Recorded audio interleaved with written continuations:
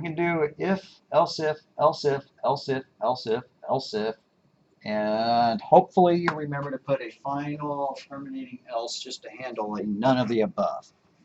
Right, so if your score is above an A score, make an A. If your score is above a B, and so on. If your score is greater than a D, you tell them that. Otherwise, you check to make sure it is a valid score at all. So you check to make sure it's greater than 0. Print out if it's an F, but if it was less than 0, then we tell them so.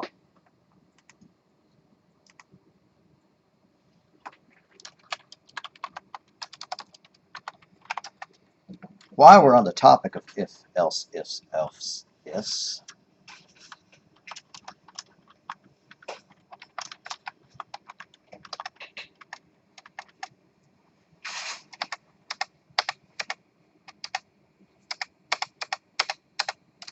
I want to talk about switch and case. The way those work is like this.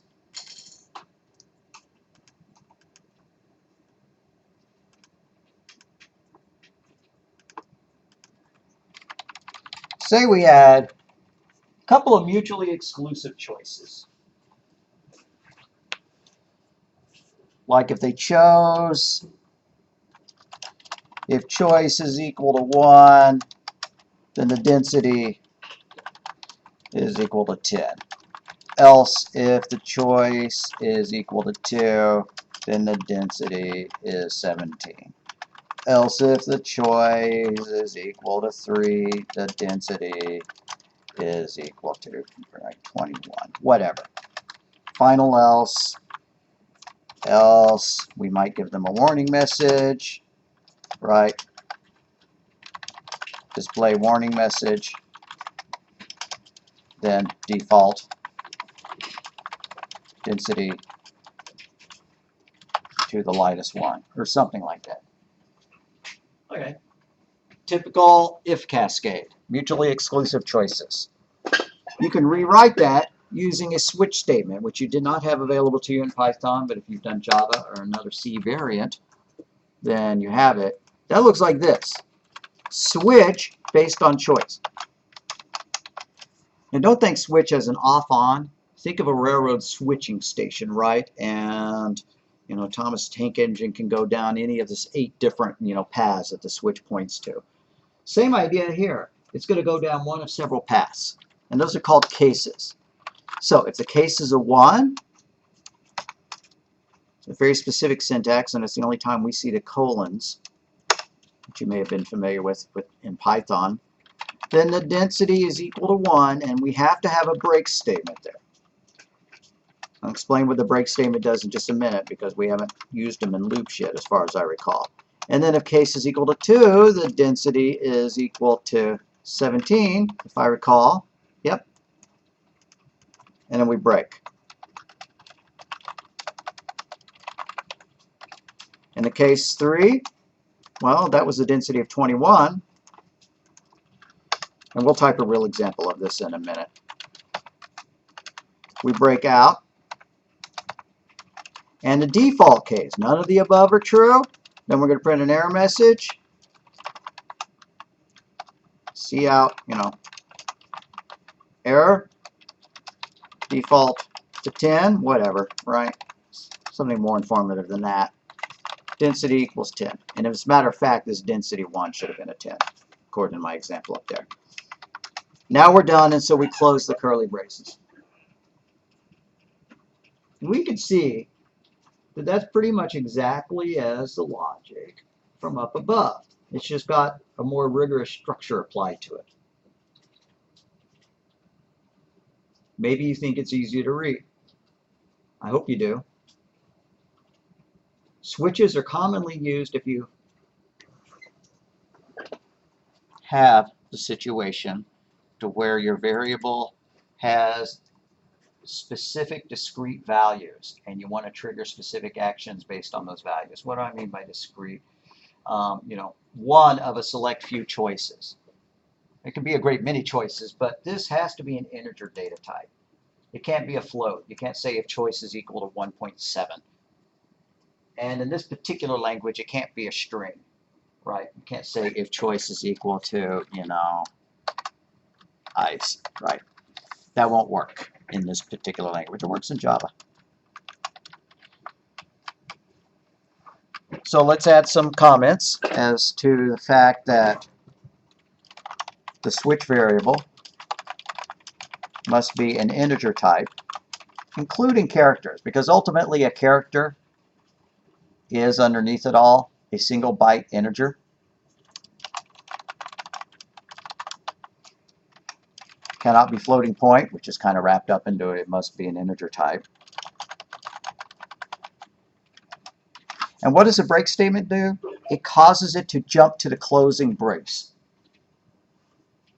So if we see out, done, there, well, if choice is equal to 1, it sets that, and it jumps down here and it prints done. If choice is equal to 2, it sets it to 17 and then jumps down.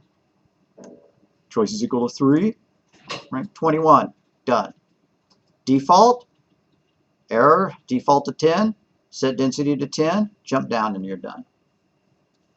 There's a couple of semantic, syntactic things to note here. Any other time, if we had a block of more than one statement, we had to put curly braces around it, right? Like an if statement, if you wanted it to trigger 2 statements, you had to put curly braces around it. You can. That is valid code. But for some reason, a switch statement does not require the curly braces. There are some consequences to that, perhaps. Why do I say that? What if you needed to declare a variable each time? I'm going to add this and I'm going to delete it, but right, what if you needed to declare int x, and then later on, for case 2, you also needed to declare int x, and for case 3, you needed to declare. That would not work unless you enclose them in curly braces, right? Because that cordons them off to make that a local variable that's only valid between here and here. So then you would no longer get a syntax error if you cordoned each one of them off. Or what's the other choice? You just declare int above the whole structure, right? Just like density had better have been declared above the whole structure, right? Int or float density equals whatever, there, right? That variable had better have been declared before the structure, or else these are going to be undeclared variables and we would get a syntax error as we tried to compile it. Now what happens if you leave the break statement off? It doesn't do what we might expect. If there's no break statement here, it does what's known as fall through. Switch choice kind of means jump to the right case and start executing. Don't type this, I'm going to delete it, but it's what it means. Jump to this case and start executing. So if it's 1, it jumps to 1 and starts executing. Alright, so it sets density equal to 10. But there's no break statement. So it keeps going. And then it sets density equal to 17. And then and only then does it hit the break. And so it jumps down here. Print's done. So, not too great, right? I mean, if you leave off the breaks, it's likely to be a programming error. There are specific times when you do want to leave out the breaks. If you do, that's called fall through. If I was going to use fall through, I might even put a comment to that effect, that this is a fall through. I've commented out break, and that way the next person who comes up, including me, doesn't go, oh man, that code is loused up, and add a break, which breaks my code. No pun intended. So if you're going to use fall through, it's a good idea to add a comment to that effect, leave the break statement in it, and comment it out so that the person coming up next has a clue as to why you left it out, because it's such a common programming error. And it's not a syntax error, although it is in C#. C# requires the break statements, and it gives a syntax error if you leave them out. But in that case, why do they have the break statement in the first place? But anyways, okay, so like that. That's exactly what a switch does. Let's play with the idea. Let's start at Visual Studio and write a program that uses a switch statement.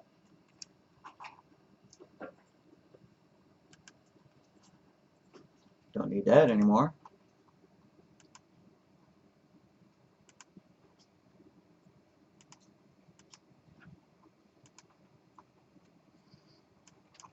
CPP lecture G.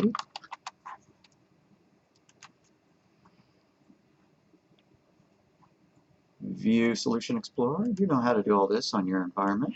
I'm not going to even read it aloud. Lecture G.cpp. I'm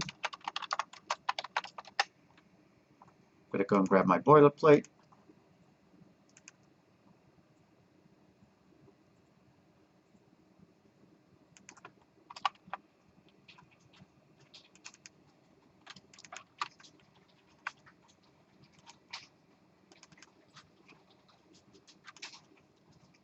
Seems like we had another one we decided to add to it. No, I don't remember.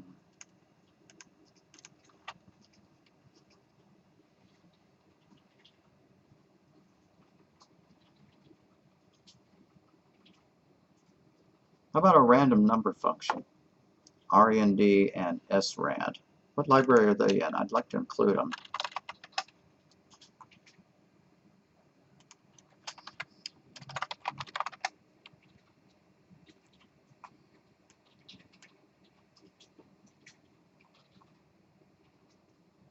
Standard Live.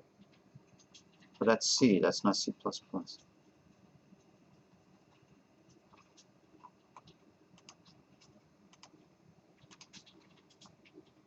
Have we talked about random numbers? Am I spacing out? C Standard Live. C Standard Live? Okay, cool. Thanks. I want to add that to my boilerplate. # include C stdlib for RAND and SRAND. And how about the time function? C time. C time. All right, # include. It messes with me that I teach C right before y'all and the header files are different. Okay, C time. Okay. To get the time function to seed the random number calculator.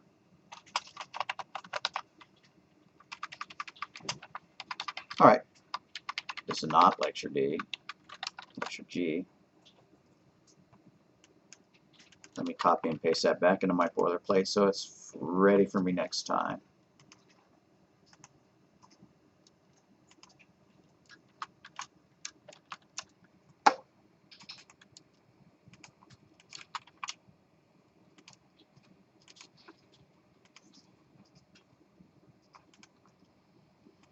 All right, y'all probably remember the old-fashioned method of texting. Before you had your smartphone, if any of y'all are old enough to use the dumb phone, a flip phone or whatever, then you had a little keypad that looked like this. Cell phone keypad. With these letters on them. Okay. And so if you were going to, I don't know what that one means, but if you were going to send the message bad, then you would click 22 and then wait a second. 22 would mean the B. Why twice? Because if you needed a C, you'd type 222. And then for the A, you'd press a single 2 and wait a second, and A would show up. And then for a D, you'd press 3 once. And then if for some reason you needed an S, then you come down here and you press 7 4 times and wait a second. All right, so old school texting, like 90s and 2000s.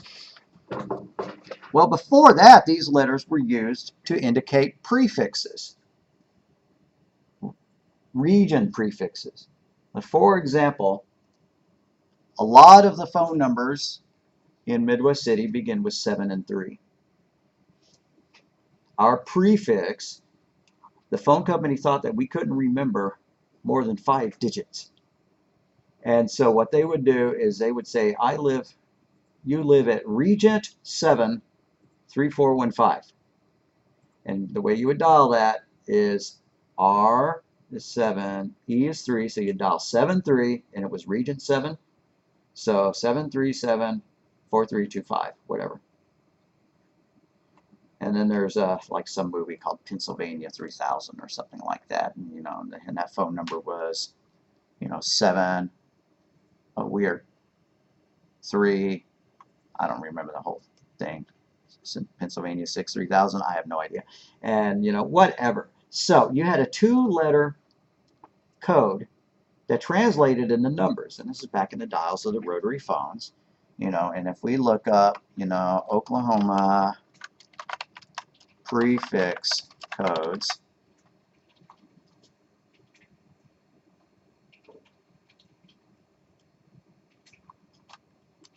region, see if I could find it real fast. No, not coming up. I found it before. Yeah, like telephone exchange names.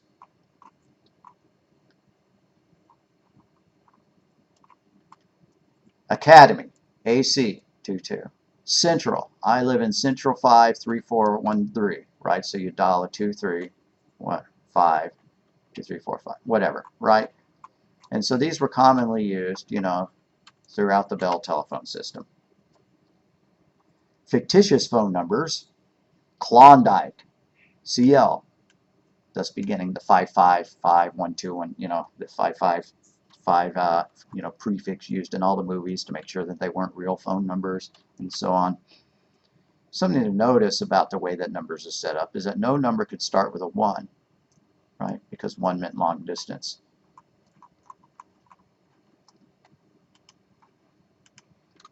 So, another way that was used is to try to make numbers easy to remember. And so, you know, to call the, you know, the party line where you can hear the daily joke, call, you know, fun 3443. And so you'd look up, you know, FUN, type in those equivalent numbers and type 3443 or whatever, right? You know, sure that in the distant past you may have seen examples of that. Nobody really does that anymore because everybody just plugs the number in their contact list and then they completely forget it. Or, you know, Lego technical customer support was 1-800 Legoland, right? There was only 7 digits, but if you could dial it out like that, then you would get their customer support number, right? Like Legoland, whatever. So if you called them so often that you needed some mnemonic to remember their phone number, you didn't have to actually memorize the phone number itself. You could just dial 1-800 Legoland. So we want to write something that will turn a phone number into a letter. So I think we'll just do a single digit though, rather than a whole series of digits. Although we could make it loop, right, so that they could, you know, type in, you know, 7, 3, 7, and so on. Well, that's not going to really work because then we won't know whether the 7 means, you know, an S, a T, or U, or V, or whichever. So let's go the reverse.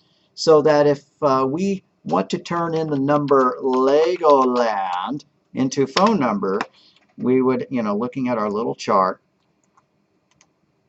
an L is a 5, an E is a 3, a G is a 4, so 5, 3, 4, 6, and then going on from there, right? 5, 3, 4, 6, 5, 2, I have no idea what it is, and so on. So given letters or digits, turn them into the appropriate telephone keypad digits.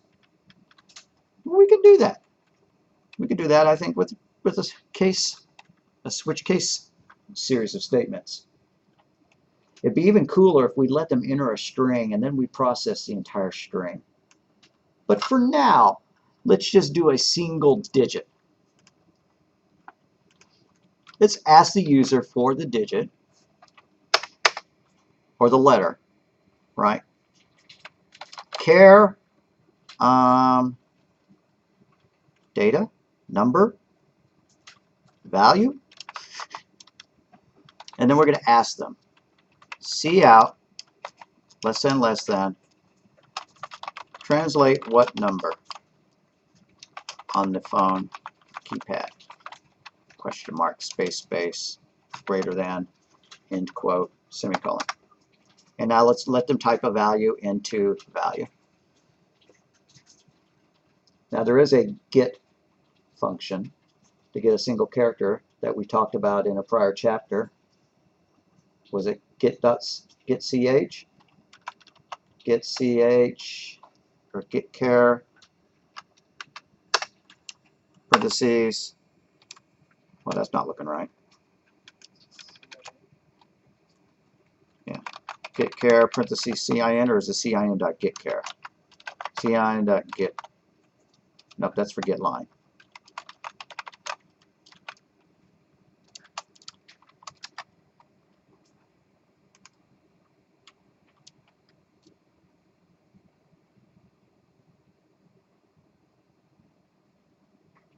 So it's just get char with no extensions?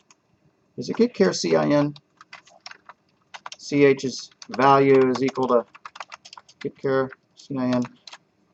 Okay, fine. I'll go back to the last chapter and look it up.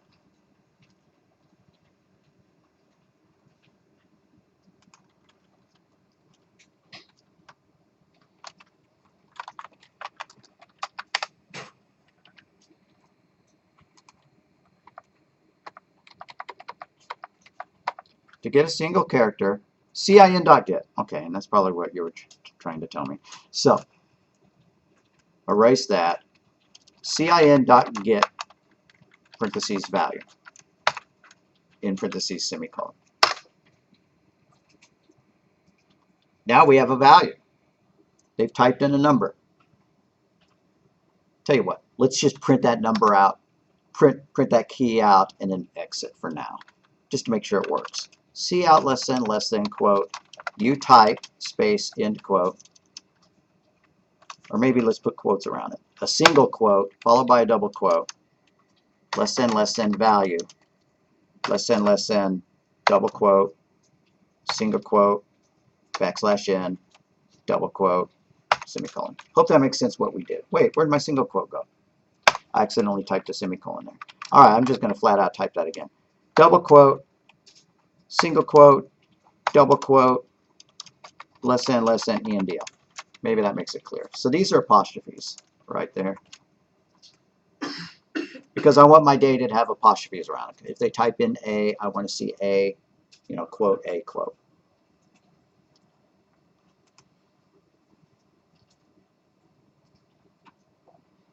Translate what number on the phone key. Alrighty. A. You typed A. Awesome. Would it have run with me not hitting the enter key? No, I still have to hit enter. You typed A. Okay. And so on. Okay, we have a value stored here that we can do math against.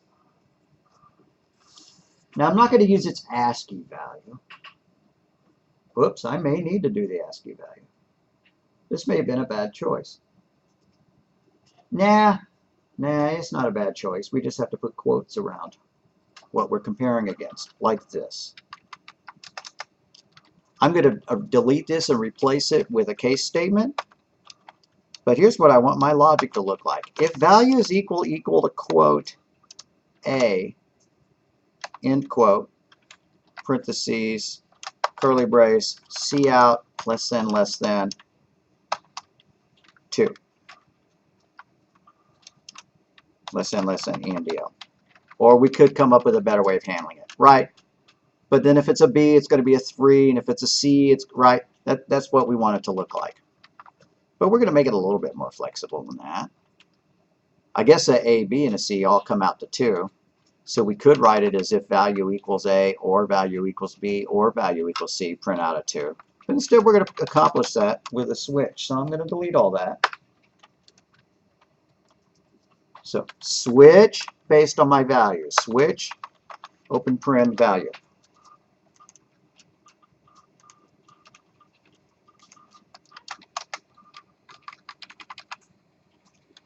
Case, single quote, because it's a character, capital A, colon.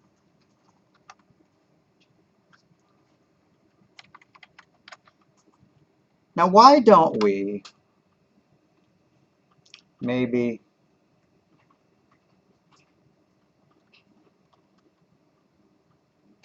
declare a string and store the values in a string as we go? I don't know if this is really what I'd want to do. Let's just print it out, right? So if we find an A, we're going to see out less than a 1. Or we could put double quotes around it, either way. Or we don't have to put anything around it. Why not put quotes around it?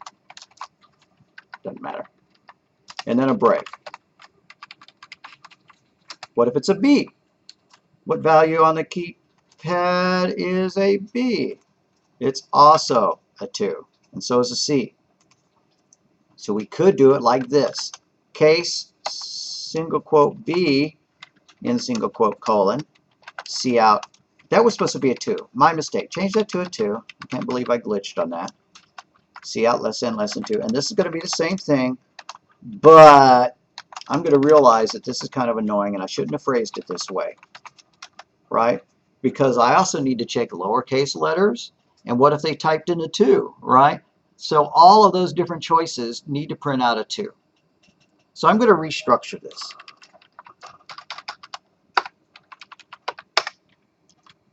So case, single quote, capital B, end quote, colon, case, single quote, capital C, end quote, colon, and then the lowercase versions, case, single quote, lowercase a, colon, and you could kind of combine these if you wanted to.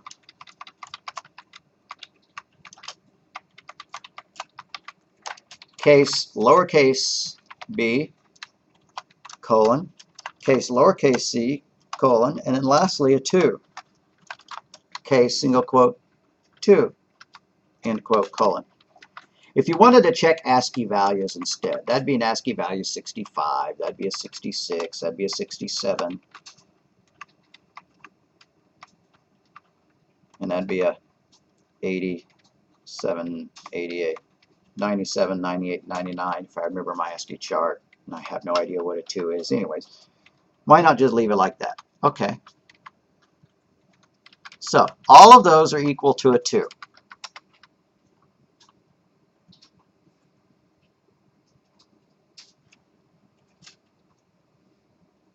What's next? We need to do D, E, and F. We need to do the 3s.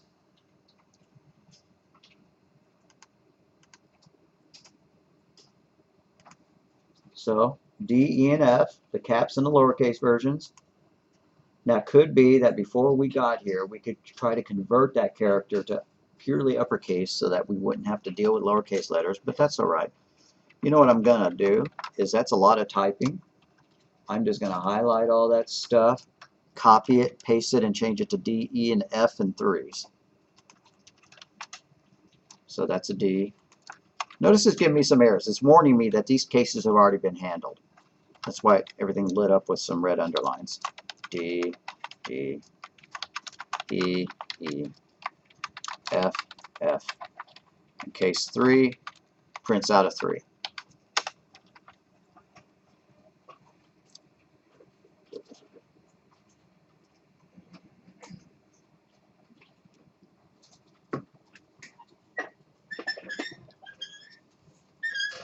Let's test it out. Let's type in an A. Let's type in like an E. Stuff like that. Try a few different values.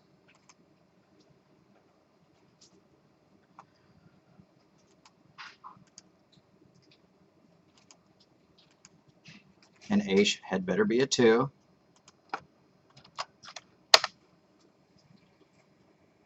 I probably am going to delete or comment out this you typed a business and come up with a better message than just 2.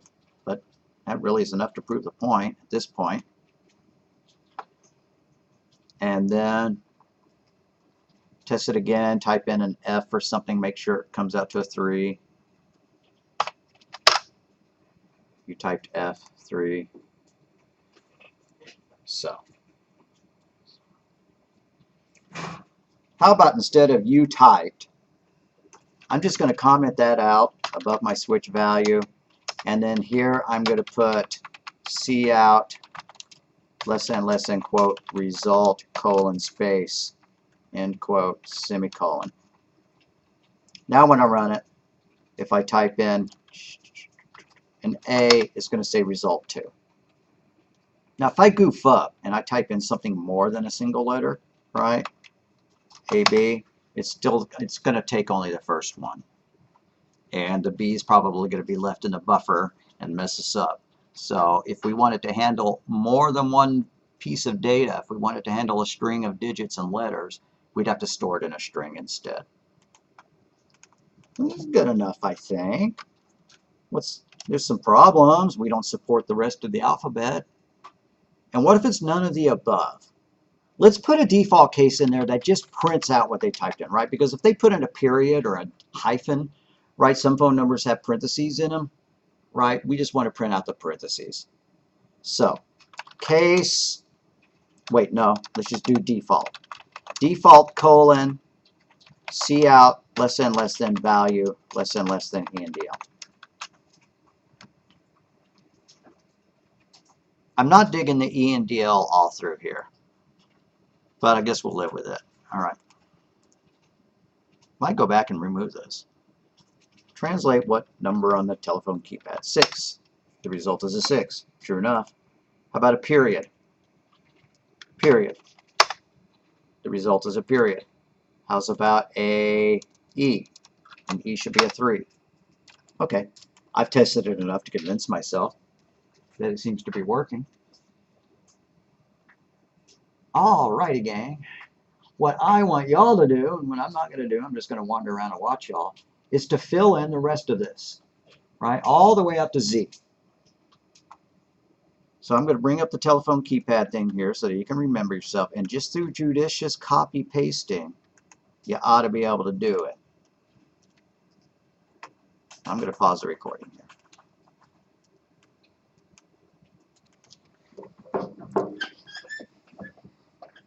Okay, what if we wanted to make this loop?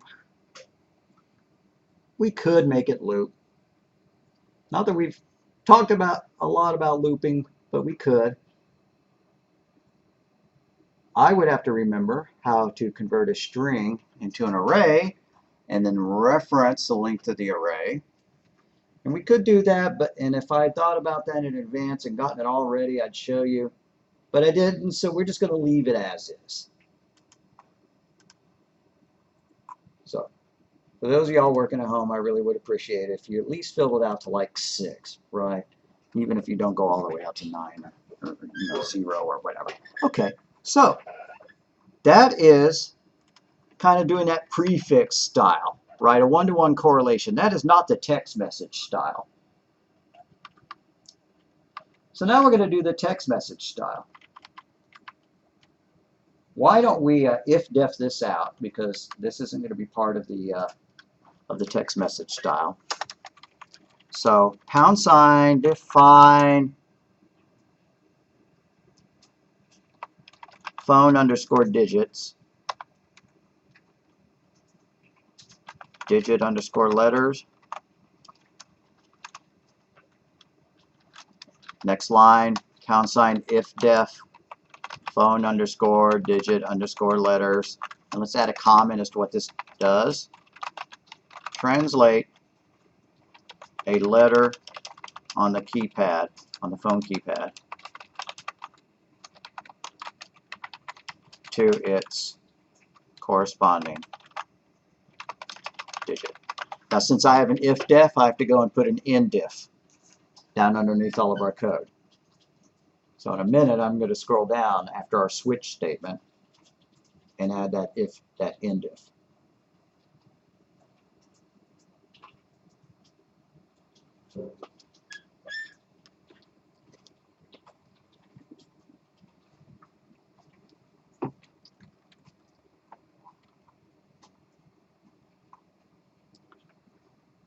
All right, so down here after the default statement in a closed brace, # end-def there.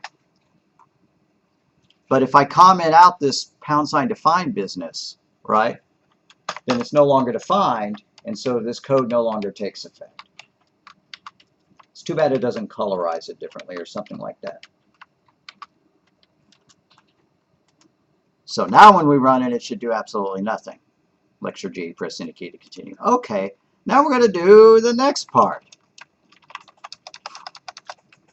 Convert a, quote, text message letter to the keypad presses required to send that letter.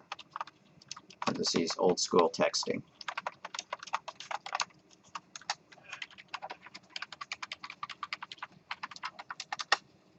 I wonder if anybody's ever written an app, right, for your Android or iPhone, just for those who really, really miss typing in, you know, 222 to print out a C and let you enter a keypad like that. Alrighty, so again, we're going to need to find out what they want to generate. I guess we could, you know, reuse our, we better pick a different variable name though, so that if somebody undefines everything, right, or, you know, if they go ahead and include both chunks of code, it's not going to be a problem.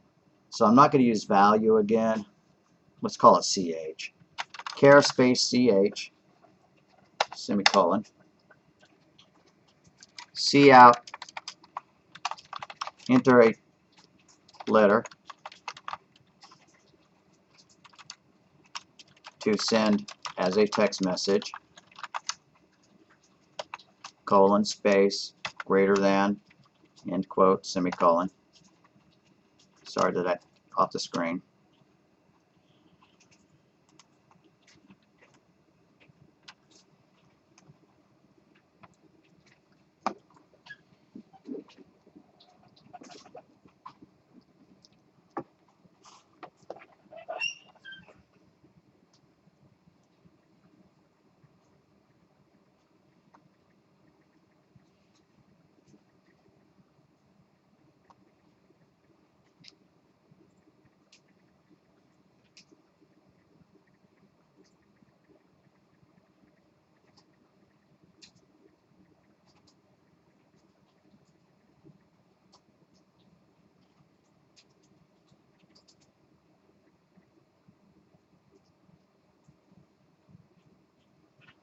Okay, we've got our character. Once we do the cin.get parentheses ch in parentheses, now we're going to convert it.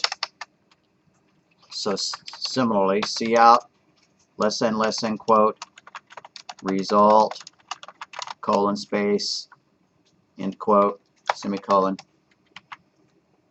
So looking at our keypad, if they type in an A, we need to print out a 2. If they type in a B, we need to print 22. If they type in a C, we need to print a 222. And then so on, a 3 and a 333. Okay, so switch parentheses ch, curly brace,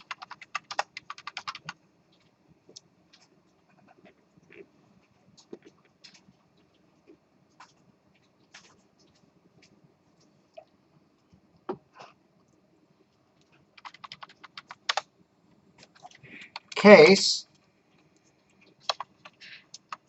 lowercase a, colon, case, single quote, uppercase a, colon, we're going to print out a 2. Cout less than, quote 2, end quote.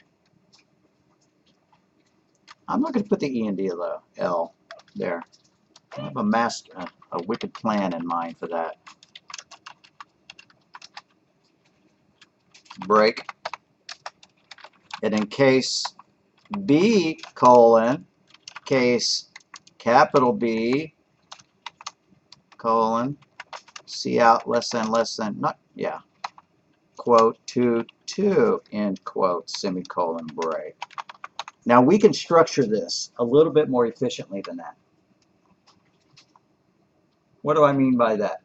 We can use fall through. So that if they press A, we only print 2 one time, but if they press B, we need to print out 2 2s, and if we press C, there need to be 3 2s.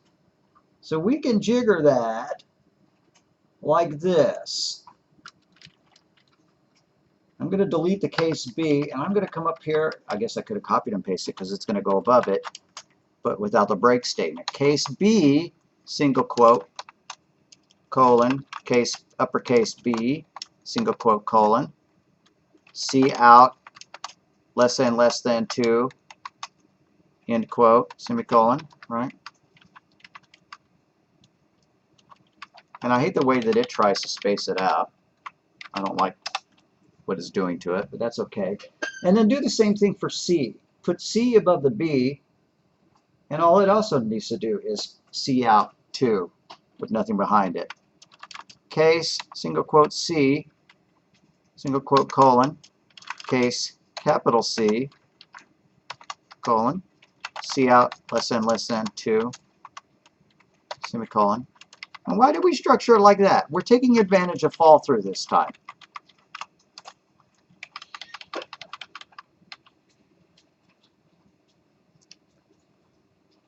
And I guess if they want the number 2,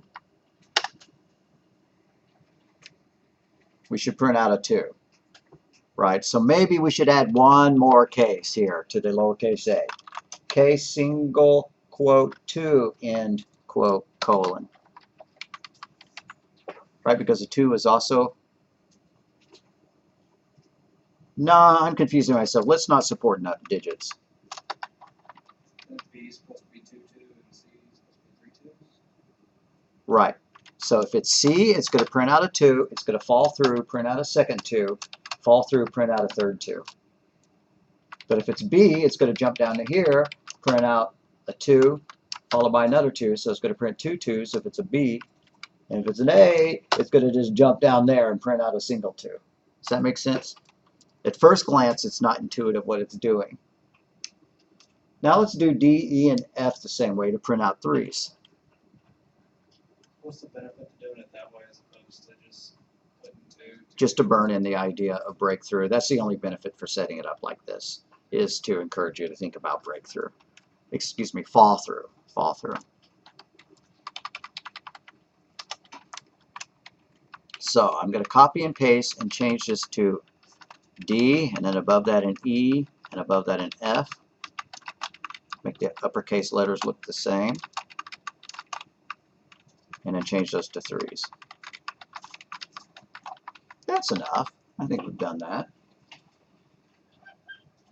Yeah, I guess if you're just going to send a 2, then there has to be some numeric way. If I'm remembering correctly, you press the numeric button to flip it over into that mode.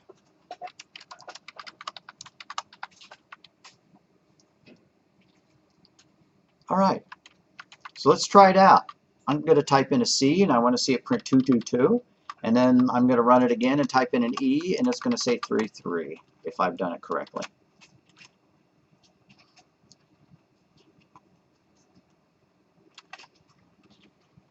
So C is a 2, 2, 2. Well, it would have been nice to print out an E and DL, but I couldn't have printed out an E and DL here because otherwise the 2, 2, 2 would not have all lined up. So I'm going to go to the bottom of my switch after it all and do C out less than E and DL.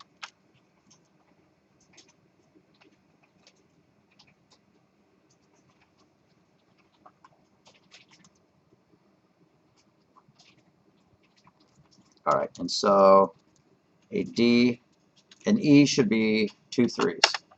Yeah, I like the way that works. And if they choose something we don't have in our set of cases, let's just print out some kind of error message. C out, no, wait, no. Default colon, C out, quote, unexpected character, colon space, apostrophe, double quote, less than, ch, less than, quote, single quote, double quote, less than, ENDL. Just to handle the ones that we haven't added support for yet. Or weird things like tildes and underscores and stuff. So if I type in a Z, it's an unexpected character. Alrighty. And again, it'd be cool to loop, right? But, nah. Maybe next lecture we'll set that up. Certainly by the time we start talking about looping and arrays, we could revisit the topic. Anybody got syntax errors I need to come back and help?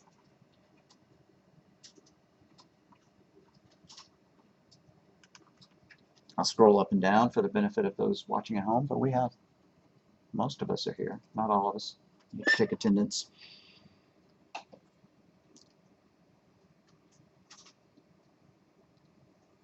All right. So here's what our code looks like.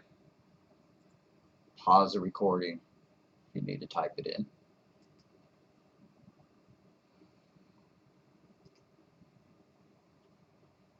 That's it. All right. Go back. Now we've talked about switching case, so we leaped ahead in the PowerPoint. That's okay. So the default is the same thing as using a trailing else, right? Invalid test score. Flags. A flag is a Boolean variable, usually implemented as a Boolean variable. You could implement a flag as any kind of discrete data type, like a character or an int or whatever, but we have bool with true and false, so why not? It signifies a condition. Could also be an integer where 0 is a false and any non-zero value is considered a true. You better assign it an initial value before it's used. And whoo boy, we didn't even give an example. How's about that? Okay. So let's go into our code and try setting a flag based on what they typed. And to do that, I'm going to write an if statement up here.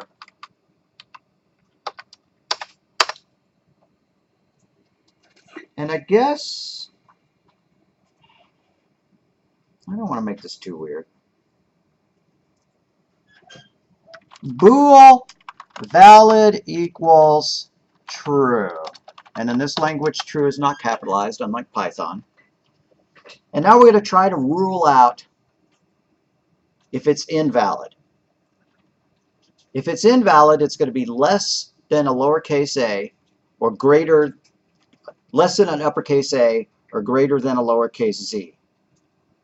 Why did I pick those values? Because if we go back and we look at the ASCII chart, ASCIItable.com, if it's less than a capital A or if it's greater than a lowercase z, we're just going to say that it's an invalid character. That's not too hard to do. If, parentheses, ch less than apostrophe a and apostrophe, and then now for an or, which in this language is not the word or, it's two vertical bars, shift of the backslash above the enter key, the backslash. So ch less than a or ch greater than lowercase z, parentheses, valid equals false.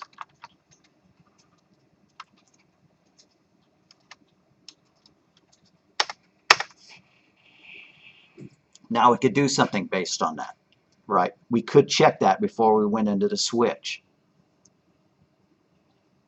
Now to do that, we'd have to put some big old curly brackets, braces around the whole chunk of code. Why not? If, parentheses valid, in parentheses, enter curly brace, delete that closed curly brace because we're going to put it at the bottom of the code instead. All right. And then highlight the whole shebang all the way down to but not including the pause. So I'm just holding the shift key and the down arrow to highlight all that stuff. Tab it over and then put a closed brace there, like that. Else, let's print out an invalid message. Else, open curly brace, cout less than, quote, invalid character. Now, yeah, we ought to give them a clue as to what's wrong with it. Backslash n, end quote, semicolon. Now, it may decide that it's a valid character and still give us unexpected, but that's just because we didn't implement them all, right? We didn't implement, you know, G and K and Y and stuff like that. Those are valid key presses. They're just not quite they're not quite implemented yet. Well, let's test it out. So run, enter a letter to send. Well, I'm going to send a ampersand. Invalid character. Yeah, okay. So, but we got to test it to make sure it still works for valid data, like a B. Yep, type in a 2 and you get a B. How about if it's something that's valid but not implemented yet, like a Z, unexpected character. Maybe we could change unexpected to unimplemented, right? But let's do that. I'm going to change the word unexpected to unimplemented. There. Now I have another question then. If you're sending text messages and you need to send like umlauts and, you know, diacriticals, well, I guess you just have to switch in a different mode. All right, so I want to make sure that y'all have it going. What did we add? We added this. We created a flag called valid. We set the value of that flag. Now we could have set it another way. Don't type this, but this would have worked just as well. Valid equals, and then I could copy and paste this expression. Right, like that. That works as well because this gets evaluated, and if that's true, then valid becomes true. But if this is false, then valid becomes false. Yeah, but I botched it. This would have needed to be greater than, equal to A, and less than or equal to Z. That would allow us to set it up that way. Okay, anyways. So, this is how you use a flag. We set the flag. We default it to being true. Uh-oh. See how it is ambiguous? That makes it look like I don't have enough closing braces. Whenever all of your COUTs light up, it's almost invariably because you don't have enough closing braces. I've just learned that through bitter experience. I'm not seeing that that's the case, but it has to be true. But dadgum. Alright, if you need to find a closing brace, and if you're on Windows, you can move your cursor to a closing brace and hit Control open curly or Control close curly, and it should take you to its match. And it's not doing that. There. It did there. It's jumping between there, those two. Okay, I'm not getting it then. Looks to me like I have them all right.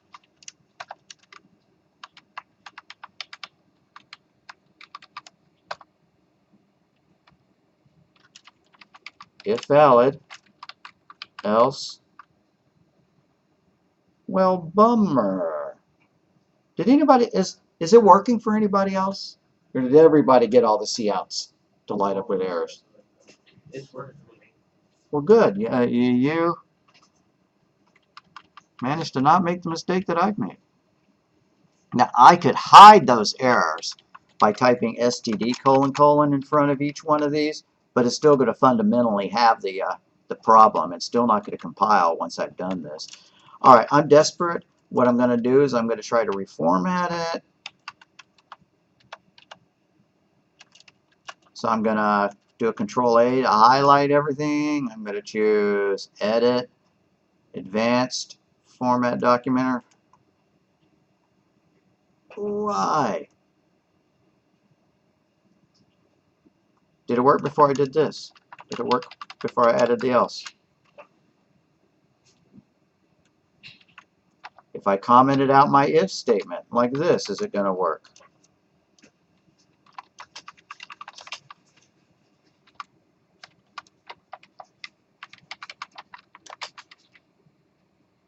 Yeah.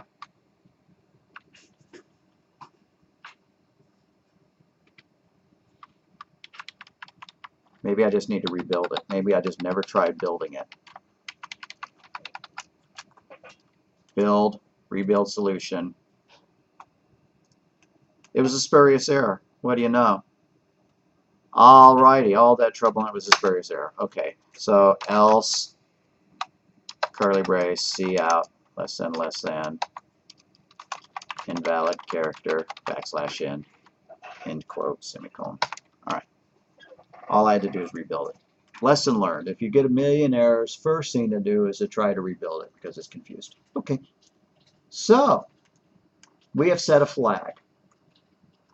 Or we're basing some behavior based on the flag, right? We initialized a flag to true, but we could have written the logic in such a way that instead we initialize the flag to false and then set it to true down here. We just would have had to write this a little bit differently, as I was doing on the next line. So what's a flag? It's a Boolean variable that's used to trigger some action later,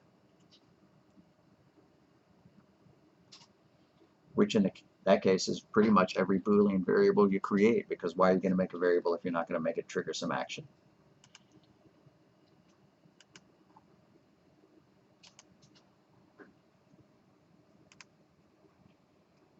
So flag, you could have created an integer, right, and set it equal to 0 to mean false and set it equal to 1 to be true. And in the past, I've created flags that actually had multiple values, like error code. And if it was 0, then it was no error. But if it was a 1, it was some kind of error. And if it was a 2, it was another kind of error. And if it was a 3, then it was some kind of other error. But handling that was a little bit more. And it's strictly speaking not a flag. Okay, logical operators, and, or, and not. I'm hoping that y'all have had prior programming courses and know the difference between and, or, not. And, or, not.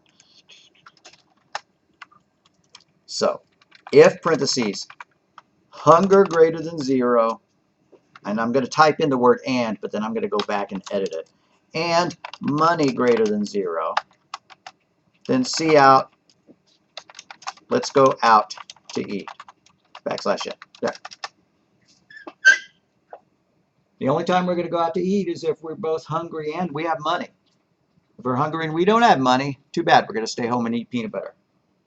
Or if we have money but we're not hungry, we're not going to bother to go out. So, and requires both sides to be true. Requires that side to be true, requires that side to be true. If either one of them is false, the result is false. So, in this language, ampersand, ampersand means and. And vertical bar means or. And a single exclamation point means not. So, what about or? If parentheses sick greater than 0 or tired greater than 0 in parentheses, see out, quote, stay home from work. We have a nice boss. They let us stay home if we're tired. Pretty cool boss. Okay. So, or means only one side has to be true. Right? If we're sick, we get to stay home. Or if we're tired, we get to stay home. Or if both of the case, even better. We have 2 reasons to stay home.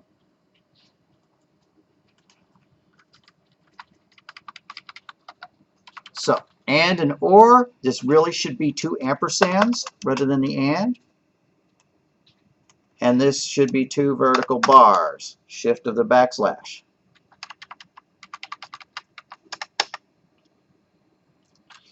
One more. We're going to use not. If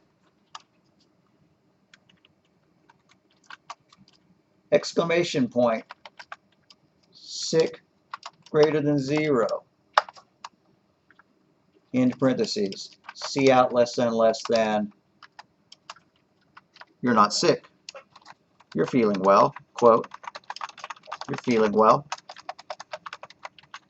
\n, end quote, in semicolon. Alrighty, so I guess I could have been typing this directly into the C++ file. This is the same thing as saying if sick equals 0. Right? If not, sick greater than 0. Now, I'm not absolutely sure this is going to compile, because I'm wondering if we have to put parentheses here in order to get that to work. Right? Because if parentheses would force this to be evaluated first, and then it could be knotted. I'm curious enough about that to come back up here, scroll down to the bottom, above our pause, declare an int called sick, set it equal to 0, semicolon, and then if, parentheses, exclamation point, sick greater than 0, in parentheses, cout, less than quote, you're feeling well, backslash end quote, semicolon.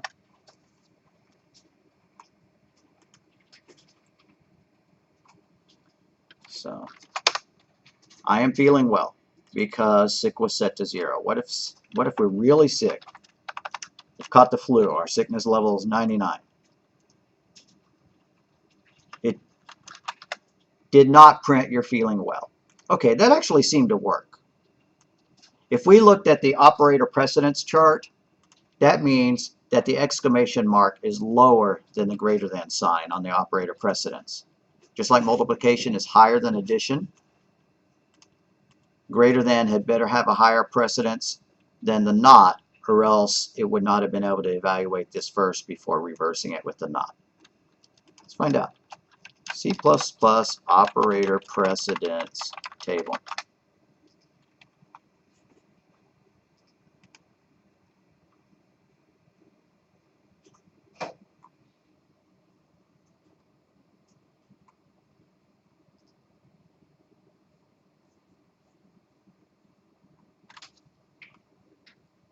I haven't spotted it yet.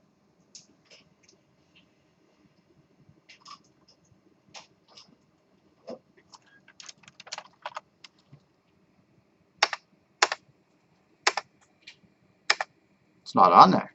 Okay, great. Just happened to choose the one chart that leaves it out.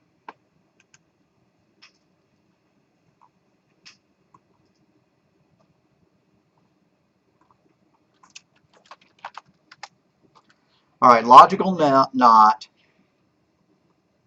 It's saying it's pretty high.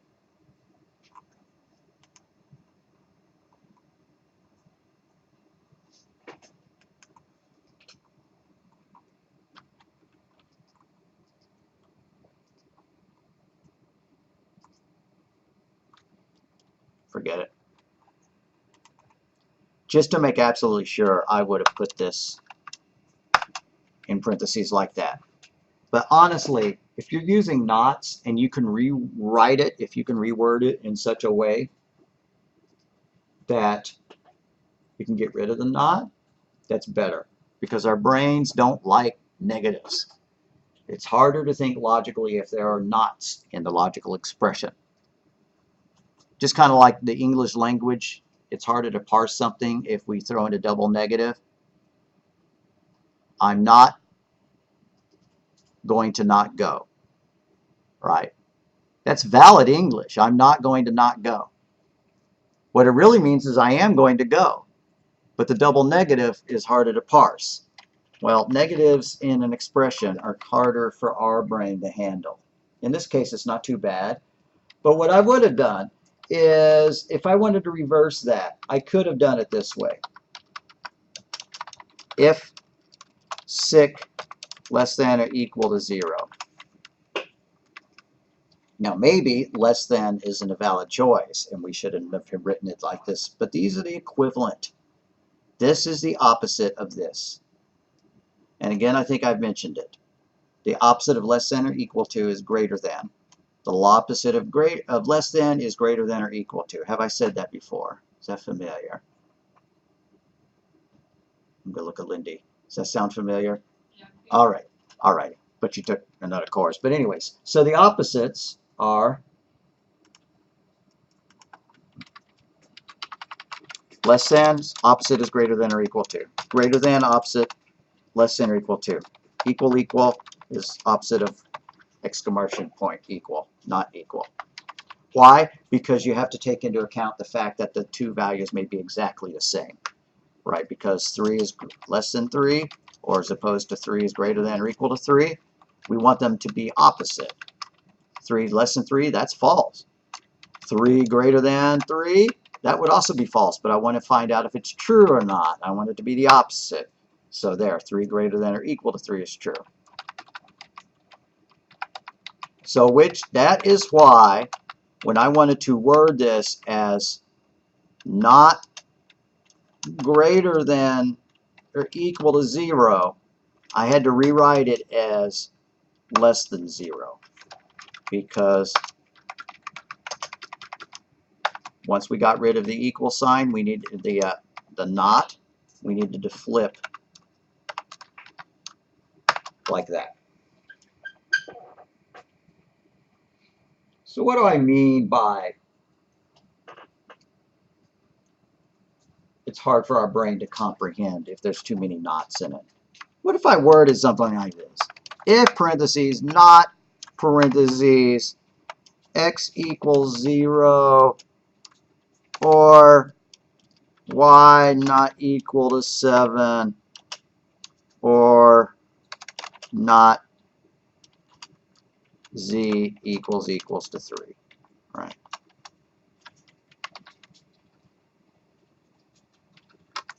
That is hard for my brain to parse. It'll work fine for the computer as long as we've worded it correctly. But we could try to make this a little bit easier to understand.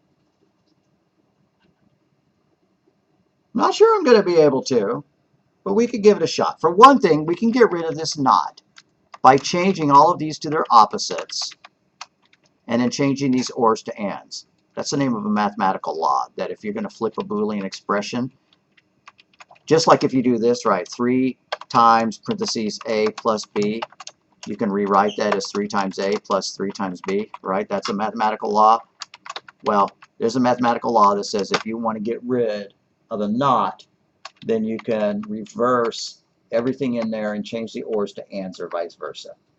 So I'm going to do that. If parentheses x not equal to 0 and x equal 7 and not z equals 3. Now I could rewrite this one, right? Not z equals 3 could be rewritten as z not equal to 3. That expression is a little bit clearer to me.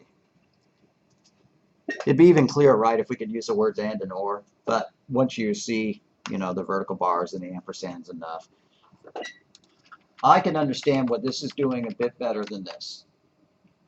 Significantly better, in my opinion.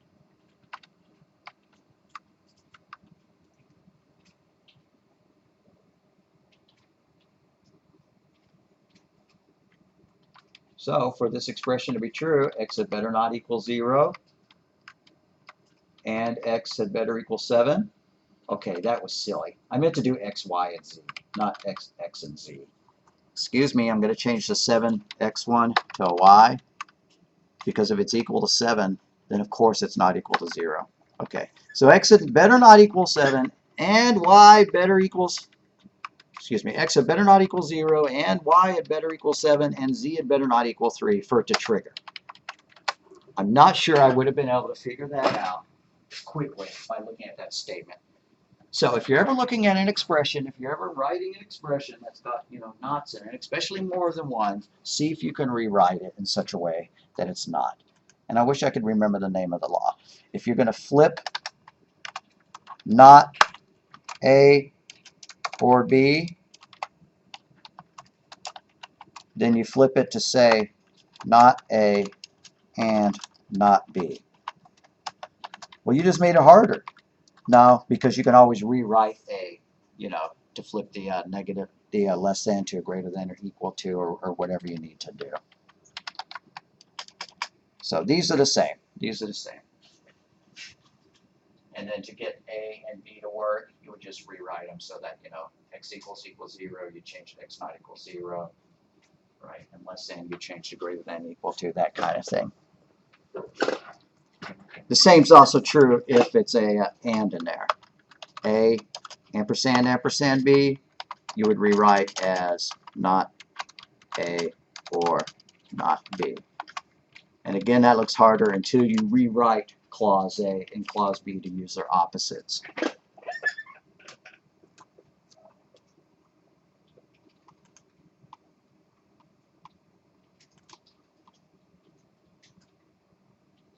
We've been here about an hour and a half. Let's take a break.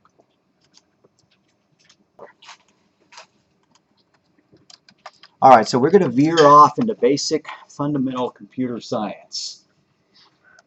Here for a little while, we're going to talk about binary. Not binary machine language where we're telling the computer what to do. I'm sure I did chip in the box. But instead, what that means. What number does that mean? Or what series of letters, according to the ASCII table, a whole series of zeros and ones would mean. Why? Because ultimately everything in your computer, except maybe quantum computers, I don't know how they work, boils down to a 0 or 1. All the transistors in it are carrying zeros and one in their signals, right? If data is being sent down a fiber optic cable, you know, it's flickering, you know, or whatever, you know, to represent the zeros and the ones. If you have a CD-ROM, you know, then there's all these pits burned into the CD-ROM and the reflective substrate in order to represent. So that's all that a computer is doing, is manipulating zeros and ones. But we don't think of it as zeros and ones, and for it to be useful, those things are, you know, actually converted in the computer, treated as data, right, like the number 7,000, in order to do math, right? Fundamentally, it's flipping zeros and ones, but we don't think of it that way. We think of it as adding something to 7,000. So, binary is a counting system. It's a base 2 counting system with only 2 digits, 0 and 1. On the other hand, decimal is a base 10 counting system with 10 digits. I said 10 and wrote 2. 10 digits, right? 0 through 9. If we count them out, then, you know, computers start counting at 0 rather than 1. So, you know, when we were in preschool, we learned 1, 2, 3, 4, 5, 6, 7, 8, 9, 10. If we'd been little growing up computers or robots, we would have gone 0, 1, 2, 3, 4, 5, 6, 7, 8, 9. And that's still 10 fingers. So, our Arabic numbering system is to have 0 through 9 representing our numbers. So, like, say we have a 3-digit odometer. We have a car, the base 10 car, with room to hold 3 digits. Now, we know how this works, and you really don't have to take all these notes unless you just really want to, right? I keep driving, right? I keep driving. I've gone 8 miles, I've gone 9 miles. Okay, I drive 1 more mile and something magical happens. Now, y'all know what happens. It becomes 110, but we need to explain behind the scenes what's happening. We have maxed out the 9. We cannot add 1 to 9 anymore. There's no further digit, right? Because we only have 0 through 9. It can't get any higher. So it resets back to the lowest digit. And then the next one is incremented by 1. And so then we could keep going. 0, 1, 1, 0, 1, 2, so on, you know, to 0, 1, 0, 1, 9. Same thing happens. We've maxed out the digit capacity of that place. So that place resets back to 0, back to the lowest value, and then the next one is incremented. And then you keep going, blah, blah, blah, until you get to 099. Uh-oh, we maxed out that place, so it resets to the lowest value. We add 1 to that. Well, we're going to increment that one. Oops, it's maxed out as well. Increment that one. 0 to increments to 1 easily. And we keep driving until we're at 999 miles. We want to go 1 more. Now, I doubt any of y'all have ever driven a car that only had 5 digits for its odometer, but if you did, then you could roll it over at 100,000. Roll it over just means that, you know, you exceeded the capacity of the odometer to track. So, if that was the case, we've exceeded our 3 digits here. Yeah, I could say, okay, that's 1,000, but I set it up so that we only have 3 digits. So, the 9 becomes a 0, add 1 to the next column, that 9 becomes a 0, add 1 to the next column, that 9 becomes a 0. There, we've rolled it over. That's called overflow. We have maxed out the capacity. We've ruined it, you know. we stored too much data in it. It got too large to be contained in 3 base 10 digits. So the term overflow or overrun just means that it exceeded the capacity of the number of units of information dedicated to it. So what if we have a binary odometer? We're robots. We hop into our robot car.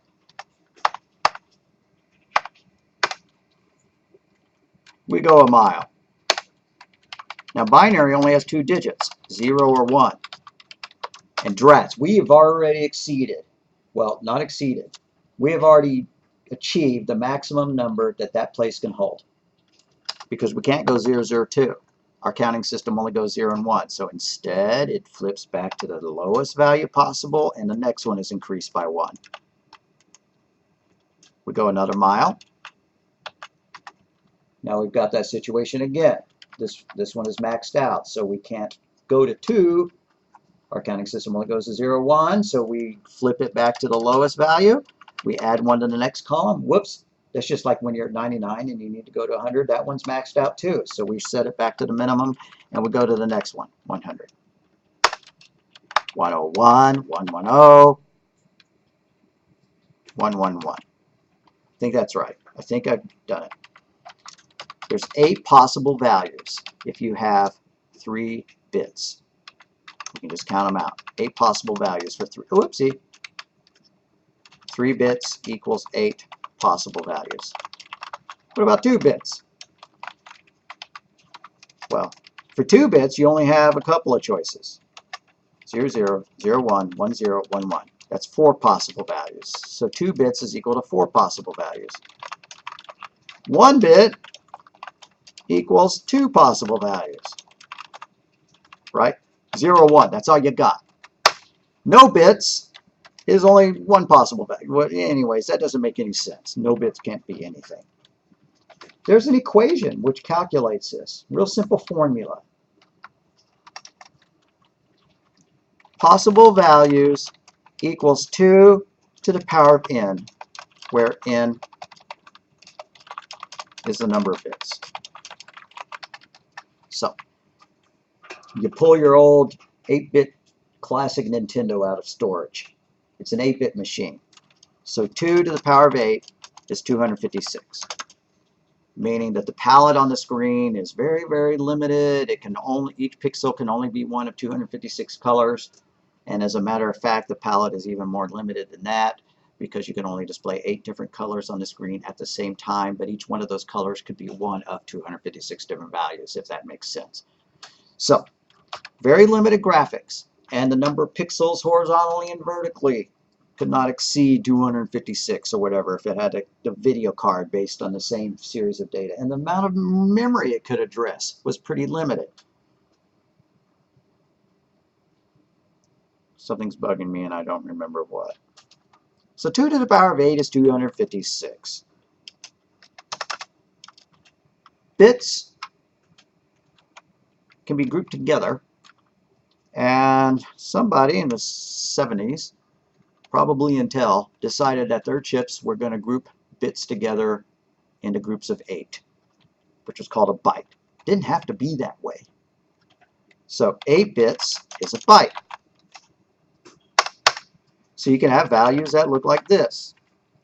Now I'm going to put a space in there just to make it easy to read, right? Right, you're going to have values like this.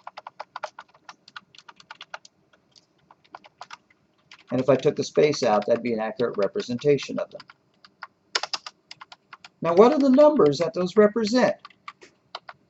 Well, it depends on the data type. Is it an 8-bit value? Is it a 16-bit value? Like, let's pretend this is a 16-bit value, a double wide. Is it a 32-bit value? Is it a 64-bit value? So, a byte is an 8-bit value. A short is a 16-bit value. Like this. That's a short. This is an int.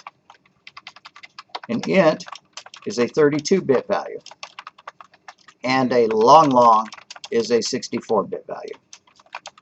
For our Mac users, a simple long, not having to double that word, is a 64-bit value.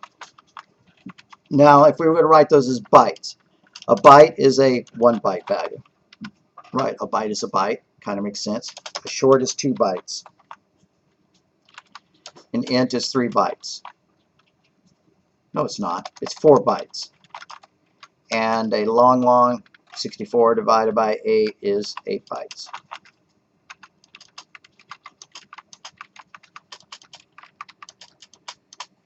And I really would not write out a piece of data like that. If I had a choice, I'd put a space every 8 or, you know, something like that to make it easier to read. But if you have an integer in memory, it's 32 of those zeros and ones. And if you have a long in memory, it's 64 of those zeros and ones. Now, how do we correspond between a series of zeros and ones and the value? Right? What does this 1110, 1111 mean? It represents some number. Well, we can figure it out. What if we have that number 892 in base 10? What does that really mean? Now, we learned this so long ago that we don't think of it like this anymore. But that means 8 times 100 plus 9 times 10 plus 2 times 1. Fundamentally, that's what it means. And if we redid that math, that would be 800 plus 90 plus 2. We know that. We just don't think of it in those terms. When you say, you know, I'm 37 years old, you don't think, okay, that means that I'm 3 times 10 plus 7. So those are place values. Well, how are those place values calculated? That's the hundreds place, that's the tens place, that's the ones place, and if we add more, it'd be a thousands and 10,000s and so on. Well, they're powers of 10. This is 10 to the power of 3, the first place. This is 10 to the power of 2, that's the second place. And that's, I've goofed, 10 to the power of 1 and 10 to the power of 0. Well, any number to the power of 0 is 1. That sounds weird, but if you take negative 7 million to the power of 0, it's a 1. If you take 0 to the power of 0, that's a 1. That's crazy, but it's true. I'd like to know the mathematical proof for that. I know the mathematical proof for everything else. You know, 10 to the power of 0 being 1 and stuff like that. I could demonstrate it. I cannot demonstrate why 0 to the power of 0 is 1. But anyways, that's a 1. And then what's 10 to the... actually approaches 0. It's based on a curve. As your curve approaches 0, you can never actually approach 0. It's yeah. Infinite. But it's not technically infinite. It's just undefined. And so therefore they just give a value of 1. Yeah. Because 1 is a ratio. Okay. So 10 to the power of 1 is just 10. 10 to the power of 2, well, 10 squared is 100. 10 to the power of 3 is 100. Right? And if you had 10 to the 1, it'd have 10 to the 4 would be 4 zeros. 10 to the 5 would be, 5 zeros, and so on. So they're powers of 10. So if you have the number 2,906, right? That means 2 times 1,000 plus 9 times 100 plus 6 times 1. And if we multiply those out, then yes, it's 2,906. We converted base 10 to base 10, right? We can feel proud of ourselves.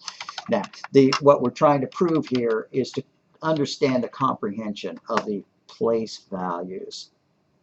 And, we learned that way back. But how about binary place values? Instead of powers of 10, they're powers of 2. Or what if they were octal base values? Don't write about this, but octal is a counting system where you have 0 to 7. So you only have 8 possible values. So they would be powers of 8. 8 to the power of 0, 8 to the power of 1, 8 to the power of 2, and 8 to the power of 3. And I'm not going to do octal, but we're going to do binary. So this is going to be 2 to the power of 0, 2 to the power of 1, 2 to the power of 2, and 2 to the power of 3. 2 to the power of 3. 2 to the power of 2, 2 to the power of 1, and 2 to the power of 0. Now we said anything to the power of 0 is 1. Anything to the power of 1 is just itself. Anything to the power of 2 is that number times itself squared. You can see what's happening. It's doubling each time. 1, 2, 4, 8. And if we had a fifth digit, it'd be 16, and a 6 would be 32. The 7th would be 64, and the 8 would be 128, and so on. So this is a 4-bit value that we're going to play with. And just for trivia, a 4-bit value is half a byte, which somebody gave the nickname nibble, which became an officially accepted term. That's a nibble. Okay, I'm going to kind of erase that. But this 4-bit value is a nibble, right? It's 1/2 of the number of bits of a byte. So what if we had the number 1010? What is that? What does that add up to? Well, I'm going to copy my place values, or at least write it like this, 8421, 1010. Well, we have 1/8, so that's 1 times 8. Plus, how many 4s do we have? I highlighted it to make sure that you could spot it. We have 0 4s. 0 times 4. Plus, how many 2s do we have? I'm not going to highlight. It's just somebody tell me. Yeah, we have 1 times 2. And then how many 1s do we have? Nothing. So plus 0 times 1. All right, now it's annoying to write out all the zeros, honestly. So if I was going to redo that, I'd just say that's an 8 plus a 2, right? I'd leave out the 4, and I'd leave out the 1s column. What if it was 1111? Well, that's an 8, a 4, and a 2, and a 1. So there's 1 8, and there's 1 4, there's 1 2, and there's 1 1, and if we added them all up, that's 15. Now, honestly, I don't care. Once you get past this point, I don't care if you get the right answer, right? You don't have to pull out a calculator and figure out what that is. Now, once you express it like that, it's pretty easy, right? That's 10. This would have been 10 as well. If I copied and pasted it into Google and said, please solve this expression, it's going to come out to 10. But this is the important part, or this is the important part. If I say, show me why 1010 is equal to 10, you need to be able to say because it's equal to 8 plus 2. Or if you feel like doing it long form, because it's that. So, on your notepad file, or inside your source code or whatever, you know, inside comments or something like that, I want you to tell me what these values are.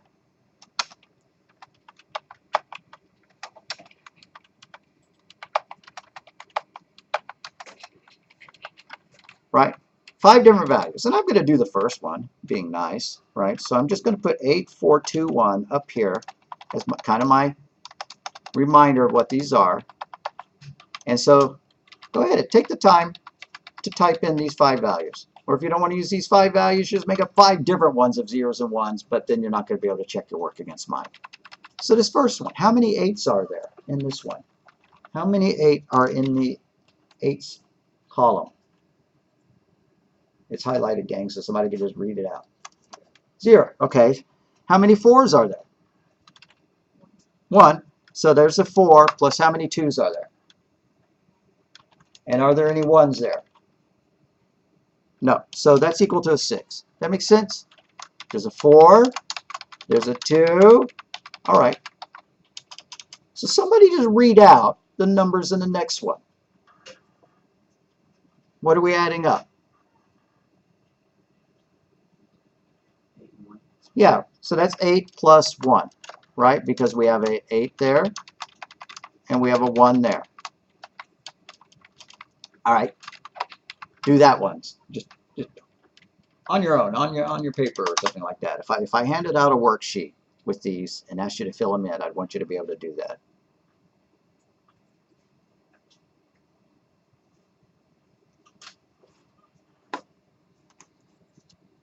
Okay, so I'm not going to do the rest of those. Hopefully y'all know it. Don't just write the answers, right? Because this happens to actually equal 2.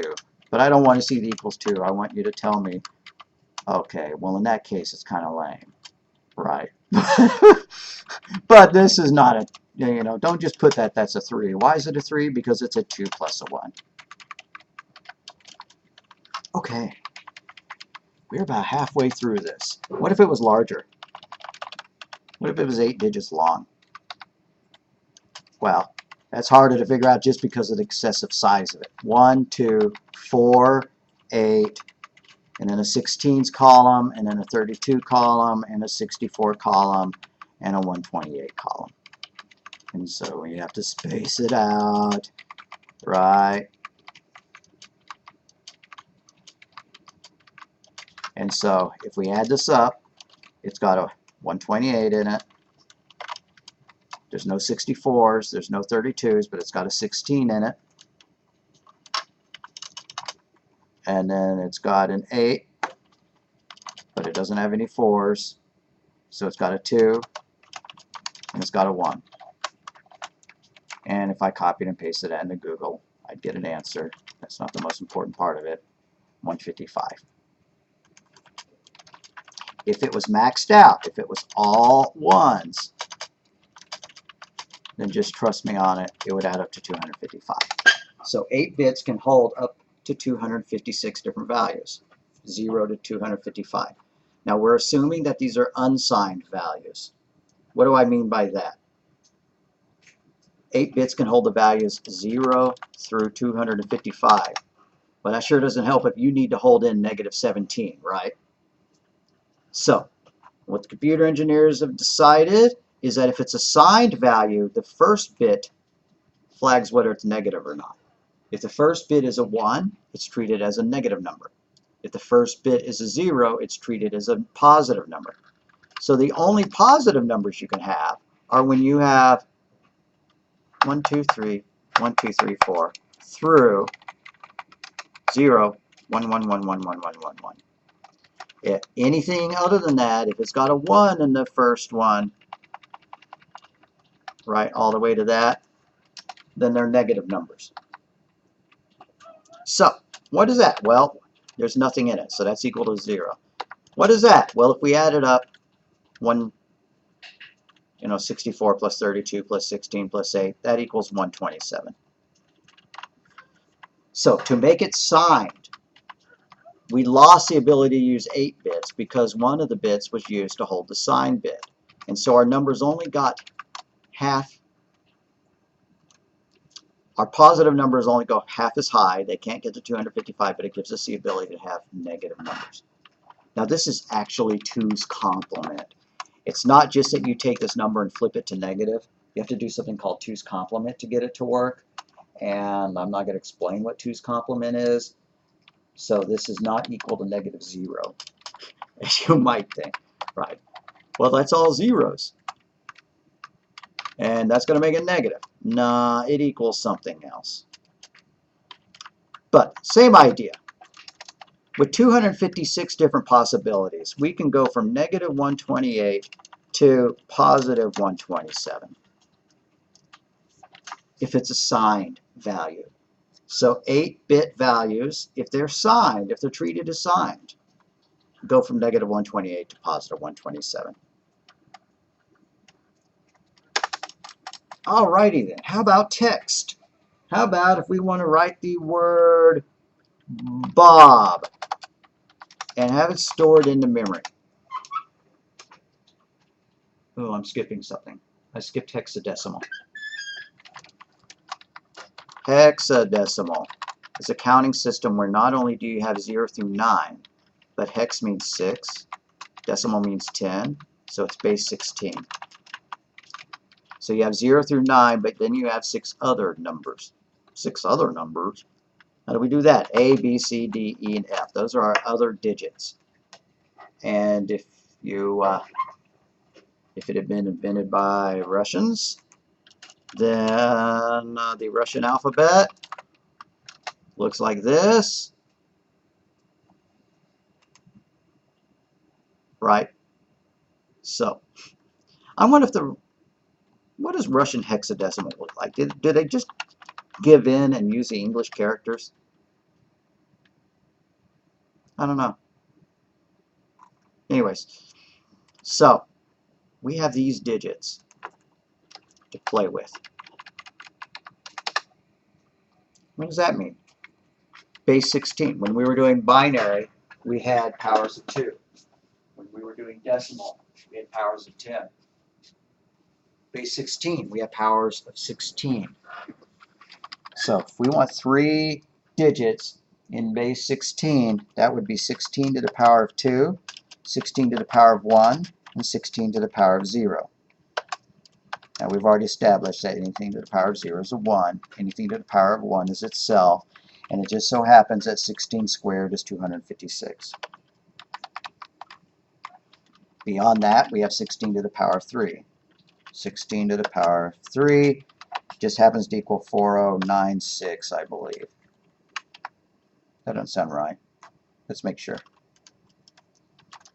16 caret 3, is it 98? Nope, 96. Managed to get it right. Okay. So, if we have, and by the way, computer scientists at some point decided that to represent hexadecimal, we precede, I say we, like I'm a computer scientist, all of us precede the hexadecimal numbers with 0x to represent that as a hexadecimal. Why? Because the number 100 in base 10 means something very different than 100 in base 16. Something completely different. Why is that? Because look at the powers. If you had the number 100 here, right, like this, 1, 0, 0, well, that means 1 times 256 plus, well, the rest of them are zeros. But anyways, so 100 in hexadecimal is equal to 256 in base 10. So they're not the same thing. So since 100 in base 16 means something completely different, there had to be some way of flagging it. And in the C programming language and a lot of representations, you flag something as being hexadecimal by putting an OX in front of it. So what if I had the number OXAAA and I wanted to know what that was in hexadecimal? Well, that's 3 place values. So I really only need 256, 16, and 1. So 256, 16, 1, A. But we haven't established what A, B, C, D, E, and F mean. So we have this counting system. 0, 1, 2, 3, 4, 5, 6, 7, 8, 9. We're not maxed out yet because we have 16 digits to play with. A, B, C, D, E, and F. So that's the hex values. The decimal values, up to a point, they're the same thing, right? There's no reason to call a 2 anything else. It'd be quite perverse to have made up separate letters for the other parts. But once you get to 9, we can just keep counting. But that's a 10 in decimal. That's an 11 in decimal. That's a 12. That's a 13. That's a 14. And an F is a 15. If you could just remember that an A is a 10, then you can kind of work your way up to F being 15, right? Just remember A is equal to 10. Okay. Whoops. So, with that in mind, what is this equal to? Well, if an A is a 10, that's 10 times 256 plus, how many 16s do we have?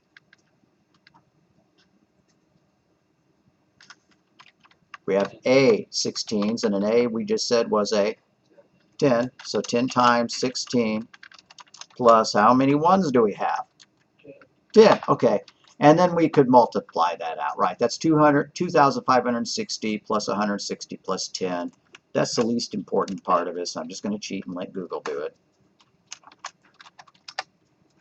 That's equal to 2730.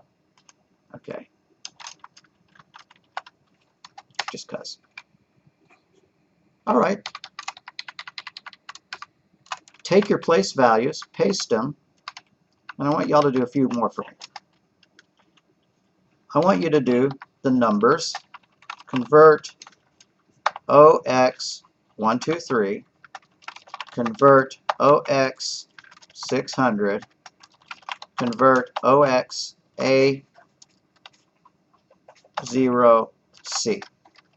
Convert all of those to decimal using the same fashion that we did here. Right? And I'll make a fourth one up just for me to do them with you. Right? Convert 0x111. So I would write my place values out. I would put 1, 1, 1, and so that means we have 1, 256, 1 times 256, plus we have 116, and then we have 1, 1. And I could copy and paste that into a calculator and get the answer. So do the other ones. Do 1, 2, 3. Do 600. That's the easiest.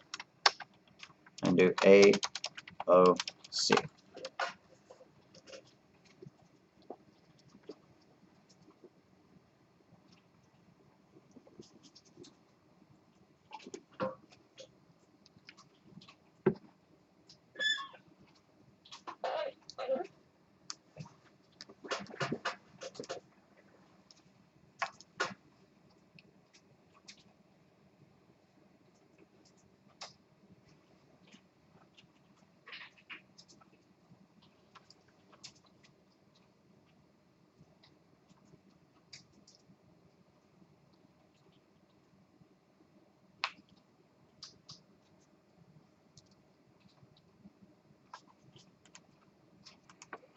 All right, one more thing I want to show you about hexadecimal is that it's incredibly easy to convert from hexadecimal to binary and vice versa if you just set up a little lookup table that looks like this.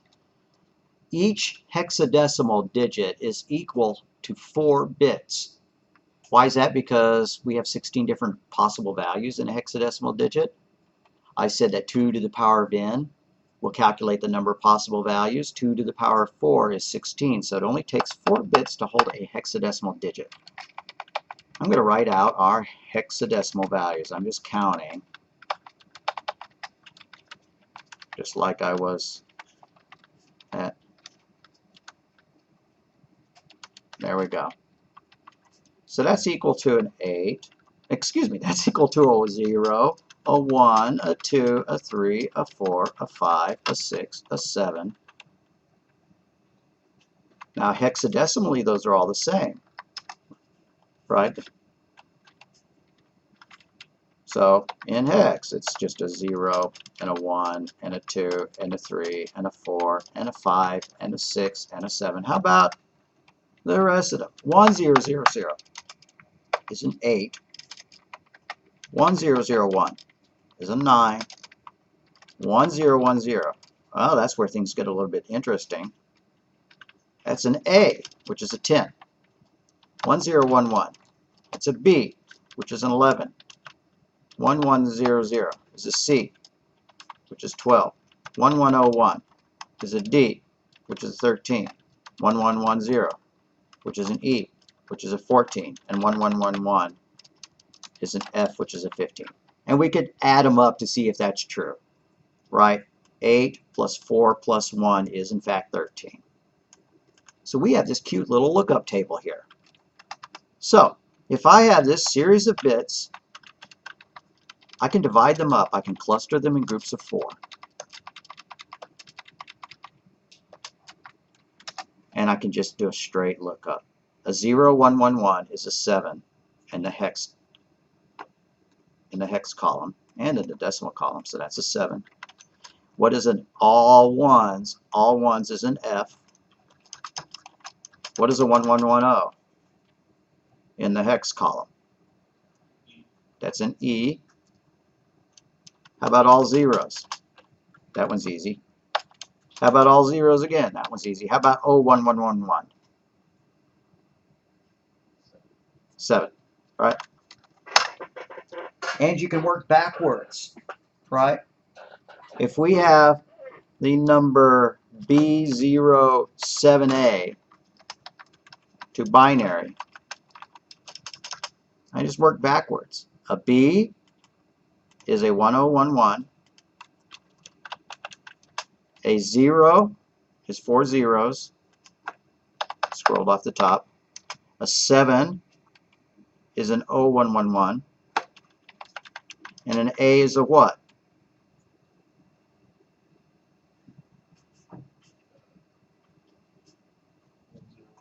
Yep, 1010. All right. Using this lookup table, I want you to tell me what this series is. Kind of annoyed that I can't get the whole thing on the screen at the same time. So I'm just going to have to push this down. Sorry. I want you to tell me what this series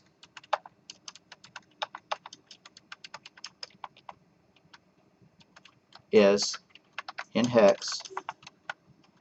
And then I want you to tell me what OXA10F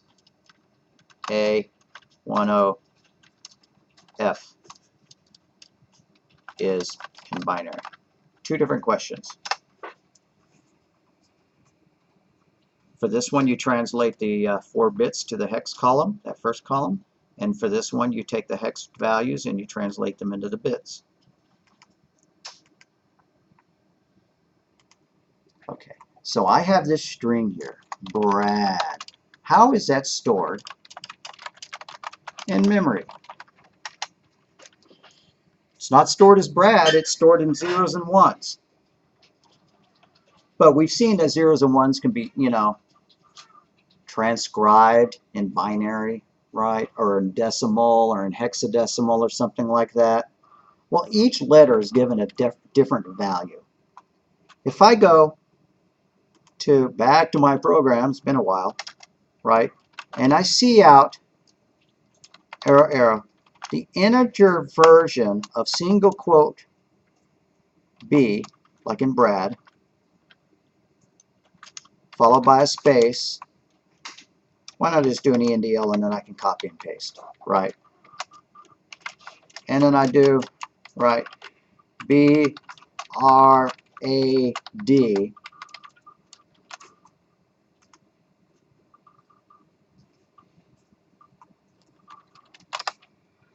Then the B is a 66. The R is an 82. The A is a 65. And the B is a 6. The D is a 68. What if it was the word abed, right? A, B, E, D. When I run it, the A is a 65, the B is a 66, the D, well, we seem to skip something, or E, right? So we skipped a C and we skipped a D, so we went 2 down, 3 down to 69, and then back up to 68. You can kind of see a pattern there, right? Capital A is a 65, and then the rest of them are after that. That's transcribed what's known as the ASCII table. If you go to ASCIItable.com, feel free to. ASCII is spelled A-S-C-I-I, 2 I's. Table.com, you get this. And it shows you the character, like the B in Brad, and it shows you the decimal value, which was 66. It also shows you the hex value, and even the octal value in the HTML code for it.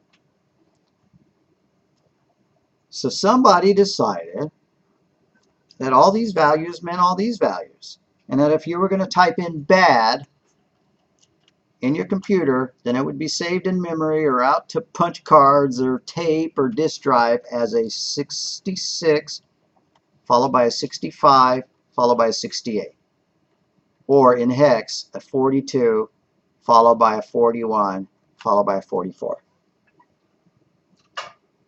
Now ASCII was originally a 7-bit system. We had 7 bits. Again, I'm using the term we, which is 127 different values. Well, it just so happens that 127 different values is enough to store everything on the computer keyboard. Pretty much. I believe that to be true. I don't believe that there's any character on our keyboards that can't be held in any of these digits. That's if you have an American or English keyboard. What if you have, French keyboard and you need, accents over certain letters, or Spanish and you need the squiggles over the ends and you need the upside down exclamation point and things like that, or upside down question marks. Well, those don't fit in 127 characters. So there's the extended ASCII codes. that give you different characters. And even these aren't enough, right? Russian, we saw, uses a completely different alphabet. And heaven forbid you think about Korean and Japanese and Chinese and, and all the languages with these other symbols, the non-Roman symbols. And then there's all these symbols for drawing things, right? So you can trigger those symbols by using the Alt key if you're on a PC. I don't know how to do it on a Mac. But for example, if I want an upside down question mark, and my keyboard doesn't support it, but I happen to remember the Alt value for it, I can hold down the Alt key, keep it down, type in on the numeric keypad 168, and then lit up, and it puts my upside down question mark. So I typed in the ASCII numeric value, and it spit up the extended ASCII value for it. So what about all those characters, right? What about, Korean symbols and, Swahili symbols and, Chinese and Hungarian and all the symbols that might, well, Hungarian's probably pretty much in that value. Russian symbols which aren't on even the extended ASCII. Well, those are stored. Even 8 bits isn't enough to store all of those, so they're held in what's known as a multi-byte character set. And so the computer scientists agreed to a new standard called Unicode. Why Unicode? Well, because before Unicode, if you wanted to write something in Russian, you used a different ASCII table, where the values of 128 to, 175 were Russian characters rather than these French and Italian and German characters. And if you viewed a web page that was written in Russian, then it wouldn't be correct because it'd be displaying the Roman, the European characters for those. Or if they were looking at a German web page that needed, an O with an umlaut on it, they would see their own character there rather than the O with an umlaut. And so back in the 90s, when you were using a Netscape browser, there was an encoding menu. And you pull down encoding and you pick English, or you pick Russian, or you pick Korean or something. And if you didn't choose the right encoding, the web page would look completely garbaged. And that's uncool. So why not make one system that uses more than 8 bits to hold every letter in every alphabet? Well, that's the goal of Unicode. So it uses 2 bytes, 16 bits, or maybe even more in certain circumstances to hold all those characters. And so people have defined huge number of characters as being part of the Unicode, right? And just about every language that you might ever want to type in on a computer is part of the Unicode character set. However, the ASCII symbols are kind of grandfathered in. So an A is still a 65, and a B is still a 66, and so that it's backwards compatible with ASCII to some extent, just because, why break the entire internet or whatever, just in order to support, other languages. So, every time some new data has to be encoded, they are given new Unicode values. So I would not be surprised if there haven't been people trying to get like Klingon and Elvish and Dothraki, added to the Unicode standard. I don't think they were successful, but what about emoji, right? We have to have our, our little skulls and our sad faces and our, our peoples and our flags or whatever. Those are all Unicode characters too, right? Just because they have to be sent across, the data just like letters. I'm getting a little far afield there, but I do want us to know how to write something in hexadecimal, like the word dad. Well, that's a 44, a 41, and a 44. So if you happen to have a notepad file going, if you don't, that's fine. Type in dad, followed by ace, followed by dead, followed by bread, and just save your document because we're going to load it up in a hex editor. What's a hex editor? It lets you change the individual bytes of a file using hexadecimal. And I don't think we're going to have much homework because we've done a pure theory lecture since the case statements. But we are going to have the homework of fixing up that texting portion with the switch statements. So we're not completely negligent. Okay, so if you've got this, if you've got a notepad document that has Dad, Ace, Dead Bread in it, and heck, put something else in here, like I love rock and roll. Or heck, let's put an ampersand in there and an exclamation mark. Okay. I saved it. I'm going to go to a site called hexed, HEXED.IT. Now that internet suffix is supposed to mean that the site server is in Italy, right? But really, it's just got that name to make it easy to remember. HEXED.IT. Hexedit.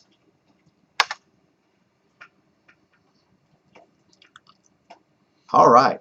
Here we have a series of hexadecimal values and their ASCII equivalents. So if I look on ASCIItable.com and I see that a 41 hex is equal to a capital A, if I go to back to HexEdit and I type in 41 there, I'm going to see a capital A, and a 42 is a capital B, and a 61 is a lowercase a, and a 62 is a lowercase b. Okay, so fine. Do open file and pick some file on your hard drive. Hopefully the one we just created. I don't remember where I saved it, so I'm going to save it again. I saved it in my C directory. No, yeah, that's good. C++ directory. Okay. So, file open, desktop.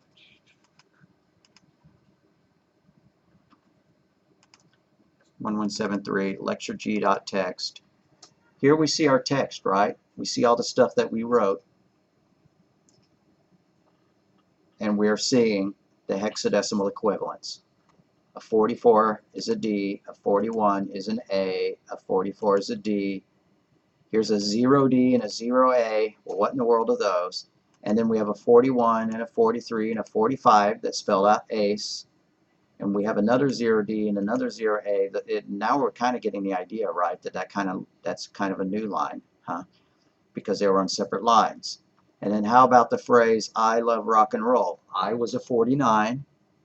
And then what's this 20 here? Well, that's a space. Now all the characters like new lines and spaces and stuff are being shown as dots in our little hex editor just because they have to be shown as something. So I could change one of these things here. Like if I didn't want it to say dad, I wanted it to say cad. I was feeling kind of angry at my dad. Then I could change 44 to a 43 and now it's spelling cad. And if I save the file back to my hard drive and I opened it in Notepad again, I'd see that it said CAD, right? So export lecture G1.txt, and so if I go and find that document,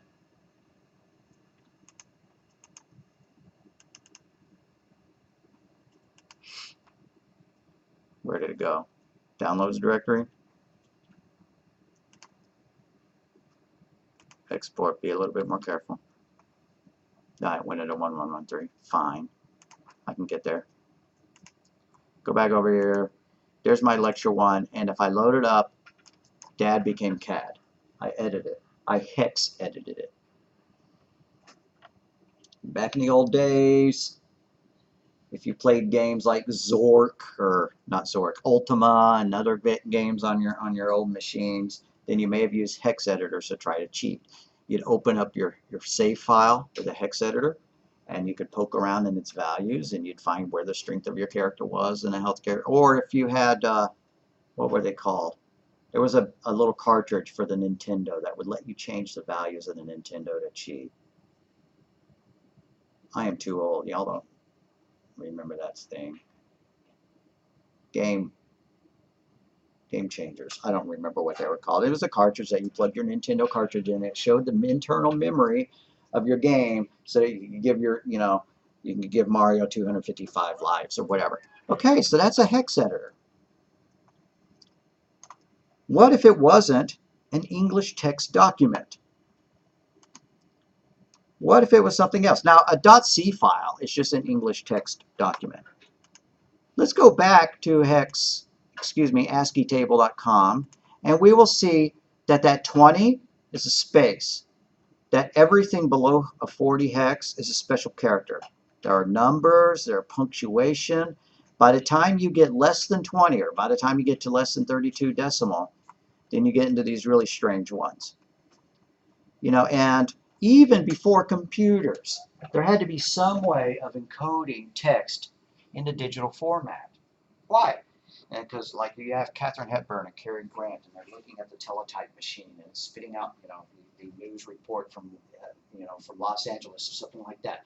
There had to be some way of taking that typewriter text, kind of like Morse code, but it wasn't Morse code, turning it into a series of binary signals and then reconstituting that text as text on the end. Right? So if you had your teletype machine or your ticker tape machine or whatever it was called, there you need the ability to, or at least by the time you got to computers, everything you typed in on the computer keyboard would be represented here.